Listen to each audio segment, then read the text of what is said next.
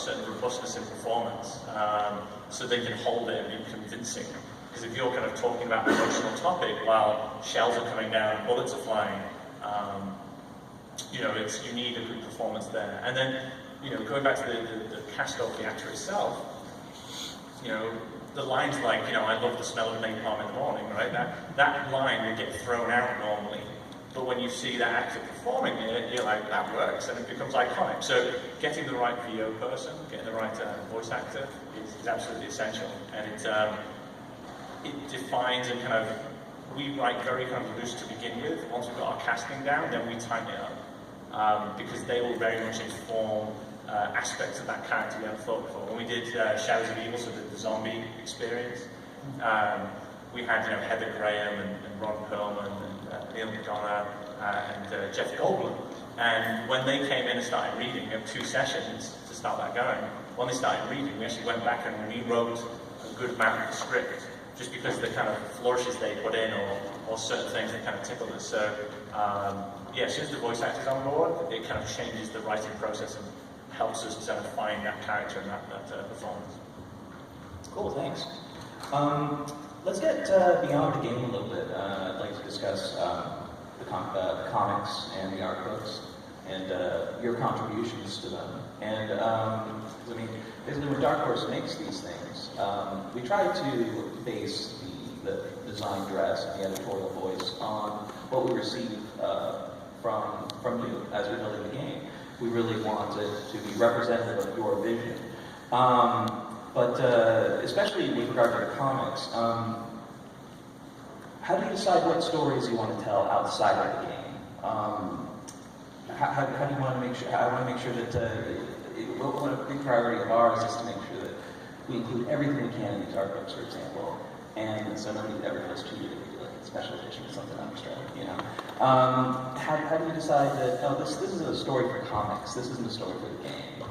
And Jason, let's start with you. Thank you. I didn't have much option, really. So as I was saying before, the zombie story was so big, so huge, and we were really kind of wanting to put brackets around this 8-year story that we've been telling. And there was only a finite amount of storytelling that could be done. We had 4 DLC packs, we had 2 maps that you could get at launch, and then 4.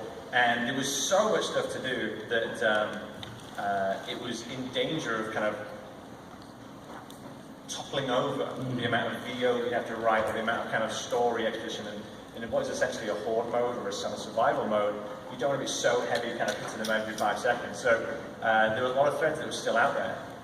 And so when we started talking about the comic and looking at the comic, it was like, fantastic. We can actually, a lot of the kind of holes that are open, that community are kind of very rabid when it comes to kind of getting this information. We can go to the comic, we can put that stuff in.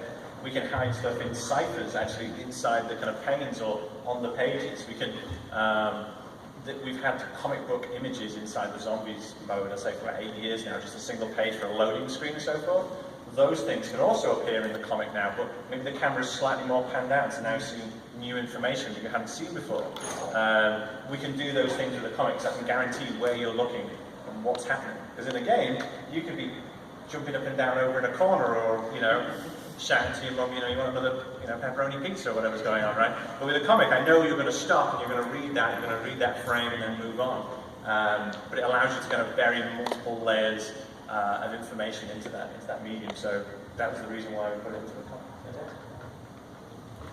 comic. We tend to have, what we call the critical path in a game. Say Mass Effect 3, fighting the Reapers. And inevitably, as we're making the game, we're coming with all these other cool ideas that are living on the side, and that you really wouldn't want to put in the game because that would distract you off the critical path. It really wouldn't make sense. But you're sitting there going, but still, that's a fascinating story. And those often suggest themselves as subjects for comics. We also, having this fanatical fan base that loves our squad mates, those have always been great fodder for comics. So we did a whole Foundation series with Dark Horse that threaded through all these various squad mates you get across the different games. The Home World series with Dark Horse, again, that was showing some of the origins of some of the squad mates. So it could really be anything. We tend to see what the fans are really enjoying about the lore that they want more of, and then that suggests to us, okay, that might be a good comic. the department I actually worked in at Blizzard is called Creative Development. And the CDEV department is dedicated to exploring all of those story moments in the games that the game just doesn't have time to explore on its own. So sometimes those stories are represented as comics, sometimes it's in prose novels or short stories. We really take a look at it for what's the best medium to tell that particular piece of the story in, and if it's a comic, that's great. And we've been lucky in that Dark Horse has been willing to republish some of the comics that we've been working on for both Warcraft and Overwatch, where what we've been trying to do is fill in those gaps, especially in the early history of the series, that the game sort of starts after the initial Omnic crisis has happened. So the first graphic novel that we're releasing through Dark Horse will tell the story of one of the early battles of the Omnic crisis. So, I guess that's the fun of doing those kinds of stories, is to fill in those gaps. Yeah, when it comes to something like the Recore art book, I think a lot of the fun of an art book is looking through all the stuff on the cutting room floor and seeing how ideas iterated over time. For example, I think the biggest section in the Recore art book is the section about our villain, the bad guy. That's right. And which I won't talk about today. But that, or even Jewel up there, that's a great example of, Jewel started off with a very Japanese anime-inspired, slightly younger look when it came to us from the team from Concept in Japan. And over time, some of the signature things about Jewel are clearly in that set of artwork. But she matured, she became slightly more realistic. But I think the real lure and fun of an art book is seeing how did that idea start? Like, what did it look like in pencil or black and white or back in the napkin sketch? And how did we get from there all the way to here? So that's been a real pleasure working on this book with you guys. You kept asking for more and more art. I was like, we were working on a compendium of stories for the graphic novel we were building with Dark Horse, and so that makes things easier because we infer a lot of story happening in the background in the Halo universe, and this gives you an opportunity to just go over those corners and kind of pan away from that critical path, as it were, and show what real life is like in some ways, or at least how we imagine it is in the universe. The story that I've actually finished now, it's got the colors and the letter that is a story you really couldn't tell in a video game because it's almost metaphor. It's a story about how Cortana survived the events of the end of Halo 4 and how she got into the domain. And so it was something that needed to be told in art rather than in words, and I think I was very lucky to work with pretty amazing artist who did exactly that and sort of grasped the cosmic vibe that we were shooting for. We said Jack Kirby and lots of color, and he went for it. Nice. Yeah, we're at DICE, we're the 10-man strong concept art team, and 4 of us are, comic book artist wannabes. Some of us have been doing comics on the side, we're always sort of dreamt of doing comics, so when we're working on the Mirror's Edge Catalyst, we asked ourselves, maybe specifically Bernadette, who's right, just ask the question, so why don't we do a comic book at DICE? So just hypothetically, asked around, so started talking to Christopher Emmerich, who's the writer of the game, going, what if we were to make a comic book? And he got cracking immediately. We hadn't even signed the deals yet. He hadn't even sort of gone beyond just speculation. He started going on. Because the beauty of the comic Exordium, Mirror's Edge Exordium, is that the game picks up exactly where the comic ends. So he saw this as the perfect opportunity to tell more about the story. So when you start playing the game, if you read the comic before, you know what happens just before it. So, yeah, and like I said, it was like a dream come true. It's like a bucket list thing, doing comic book Dark Horse. For us, so we, Christopher wrote the 6 issues. We sort of split up art duties for issues 1 to 3, and then you guys it came out great. 5 issues. Yeah, we loved it. Thanks, guys. That was fantastic. I really appreciate you coming out and speaking with me today. I'd like to open up the floor for questions.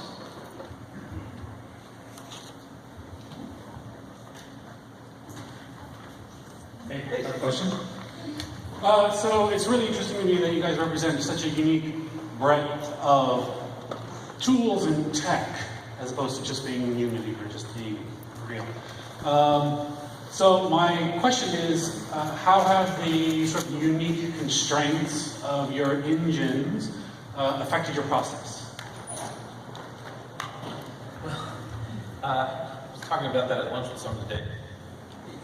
On the original Mass Effect trilogy, it came down to we couldn't fit all the squad mates in the scene because the PS3 memory couldn't hold them all in the scene at the same time. So you really get creative. There's a lot of limitations you wouldn't expect, and you just work around it. You just notice no one's ever in the frame at the same time, and you're swapping models in and out and cutting people over here in close-ups. And it's great seeing the next generation start to free some of that up. But yeah, you always have to be creative. I mean, just to jump on that one, the fun thing is that a lot of the working in the games industry is about limitations.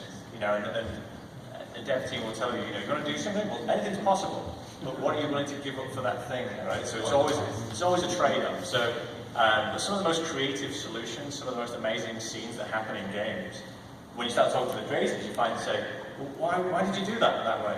Well, because we didn't have the memory and the CPU and the GPU and this kind of stuff. So I think that the actual limitations, although we all bitch and moan and groan about, you know, hey, can we have some more hardware or some more powerful stuff, actually make some of those real special moments that we all enjoy in computer games. So, yeah. My question is for Frank O'Connor. I was wondering what the timeline would be if 343 would consider doing a Forerunner motion comic or Dark Horse comic series based off the books. Well, there's a little bit of Forerunner stuff in the Dark Horse graphic novel that's coming out. Some of the key Forerunner stuff in the graphic novel that comes out later this year. As for doing a whole Forerunner based on it, I mean, certainly something we consider. We work with Greg Bear on the Forerunner novels, and there's a lot of storytelling to be done in that corner of the universe. But nothing major planned at this juncture other than the stuff we just finished. So, Yeah. so later this year. Thank you. Hi there. I'm actually a game design student looking to get into the industry. I was wondering how hard it was for all you guys to kind of break in and really get started. I have to kill a guy. It's a solid plan. Yeah, I mean, I always say the same thing. It depends who I'm talking to. You're obviously sort of halfway there, but if I'm talking to parents and they say, what should my kid do? I say, get an engineering degree or a computer science degree, because if you want to go do music or design or even art, having that computer science degree will open more doors for you earlier, quicker, and you get paid a little bit more. But that said, there are loads and loads of avenues. Test, I would say, is one of the easiest. It can sometimes take the longest to kind of grow out of that. And if you're an artist, then that should be a path that you follow. Animators are in high demand. And UI people, if you're good at UI, then you can kind of write your own ticket in this industry right now. But look at the thing that you're strongest at and either focus on that or back it up with some kind of computer science. Awesome. I would add into that, are you in college right now? Yeah, I'm at the University of Florida. I'd say check out all the different gaming companies and see if they have any kind of internship program. That's a great way to get in and actually start working in the business. It's low risk for the company because they get free labor and it's a great experience for you. And it'll expose you to not only the particular skill set that you want to pursue, but you'll actually get to see the rest of the way that the company works, and sometimes you'll discover that you might want to be in a different avenue at the company. So. I'll just add one more thing. It's the same thing I say to everybody who asks this question, which is, people can talk about games, they can have an opinion about games, but if you show up with actual something you've made, ideally with a group of people that have you collaborate together to create something, if you can show something that's playable, or a demo, or something that you've actually created, those are always the portfolios that stand out. I think I see a lot of people who graduate from school with a degree from a good university, and you ask them, so what have you made? Like, can I play something you made, or read something you've written? And oftentimes it's like this blank stare of, well, you saw my GPA, right? And it's really, now in college is the best time to meet people, like-minded people who want to make stuff. And you'll never have more free time than college. So make something like with a group of people, make it playable or readable, and will set you above the herd, trust me. I'll throw one as well, which is, I think it's really, really, really simple. And the only thing you need to do is tenacity and persistence. I've seen multiple people, coming into the games industry or trying to get in, and I'll hold my hands up and say, I was crap, I was terrible.